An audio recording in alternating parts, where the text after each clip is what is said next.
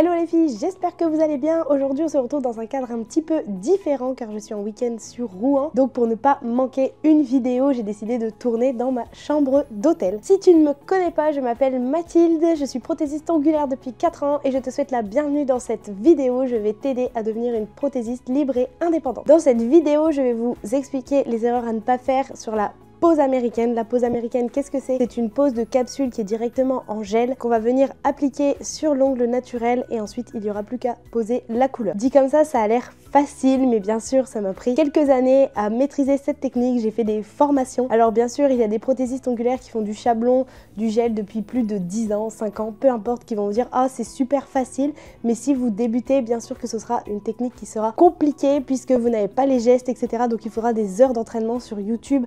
Vous voyez des poses qui sont réalisées en 5 minutes, mais ce n'est pas facile. Il va falloir vous entraîner et vous former. Aussi, j'ai pas mal de demandes de conseils, d'astuces pour développer votre activité. Donc j'ai créé un groupe Telegram 100% gratuit. Tu auras le lien sous cette vidéo où je vais te partager toutes mes astuces, mes conseils pour devenir une prothésiste ongulaire et chevronnée.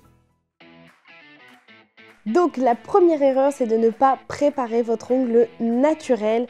Trop souvent on me dit « Ah, j'ai essayé chez moi » ou je vois sur Instagram ou YouTube, on m'envoie des messages comme quoi les poses ne tiennent pas. Il faut absolument que vous préparez votre ongle naturel. Première étape, on repousse les cuticules. Deuxième étape, on va matifier la plaque de votre ongle naturel. Troisième étape, il faut mettre les produits de préparation d'ongles adaptés à votre ongle naturel ou à l'ongle de vos clientes. Une fois cette étape faite, ça me fait rebondir sur la deuxième erreur, c'est de ne pas mettre de base avant de faire votre pose américaine, votre pose de chablon, votre pose de semi-permanent, et ça c'est une erreur que j'ai faite et que je vois aussi régulièrement en formation. Il faut absolument mettre une base avant votre pose américaine, tout simplement parce que ça va créer une barrière entre votre capsule et votre ongle naturel. Ça va protéger l'ongle naturel des infiltrations, de tout ce qui pourrait venir se coincer entre l'ongle naturel et la capsule, et c'est comme ça que des fois on a des petites taches vertes. C'est de l'eau en fait qui a réussi à passer et à stagner, donc vraiment il faut mettre une fine couche de base.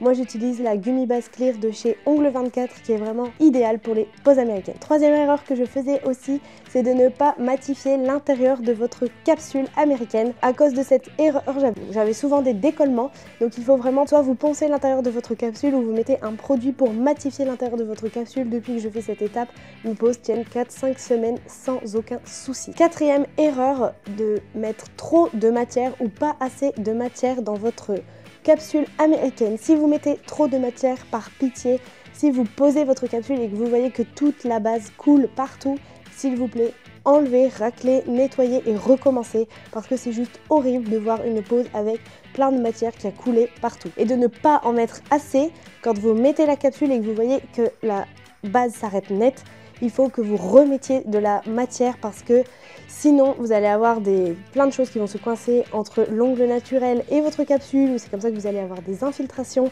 ou des décollements. Donc prenez bien le temps de faire cette étape. Cinquième erreur, c'est de ne pas affiner votre capsule américaine. Il faut absolument matifier votre capsule, tout simplement parce que ça va éviter à vos clientes au bout de 4 semaines de coincer les capsules dans leurs cheveux. Il n'y a rien de plus désagréable de se laver les cheveux et que ça commence à se coincer dans les cheveux. Donc prenez le temps de faire cette étape.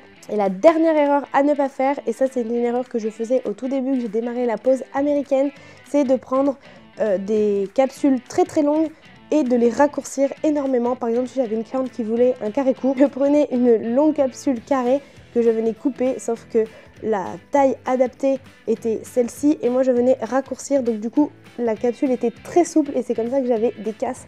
Donc s'il vous plaît, prenez, si votre cliente vous dit je veux un carré court, une amande courte, une amande longue, prenez des tailles de capsules différentes que vous viendrez adapter en fonction du choix de votre cliente. Ça vous permettra de n'avoir aucune casse. J'espère que cette vidéo t'aura plu. Dis-moi en commentaire si ce type de format te plaît et surtout n'oublie pas de t'inscrire dans le lien Telegram qui est juste en dessous de cette vidéo, car c'est un groupe privé où le nombre de places est limité et dès que ce groupe ouvrira, tu seras dans l'une des premières à rejoindre ce groupe. À très bientôt!